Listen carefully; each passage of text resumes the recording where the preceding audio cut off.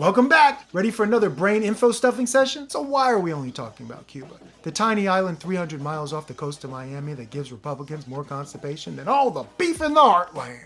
Thousands took to the street July 11th to protest the government over economic crisis, an exploding COVID rate, and food and medicine shortages. Some of the protesters were violent, but more were met by police violence. Thousands more took to the street in pro-government marches, accusing the U.S. of instigating the anti-government protests, and demanding that the Biden administration lift the embargo.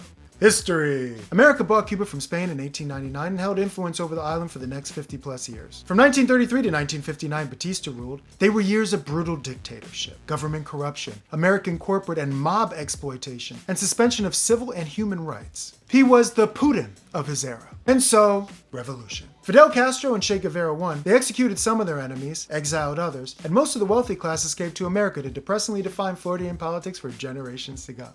Oh, and America objected and sent Fidel running right into the arms of the Soviets. Ever since then, America has tried to assassinate their leaders, launch invasions, and more relevantly, enact a trade embargo and sanctions on Cuba, all of which have pushed the Cuban government to clamp down harder on the people of the island.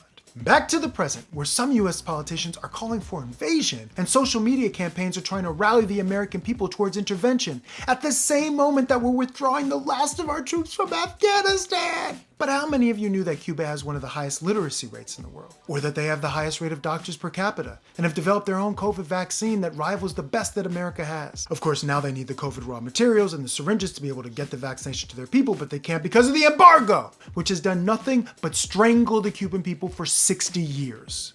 Look, Cuba is a dictatorship where freedoms are curtailed and censorship is normal. And when the people are marching, I stand with the people. But as Young Turks contributor Viviana Vigil tweeted, Cubans have the right to be free, and that includes freedom from US imperialism. Drop the blockade, allow countries to provide humanitarian aid, and let the Cuban people lead the path to their own democracy.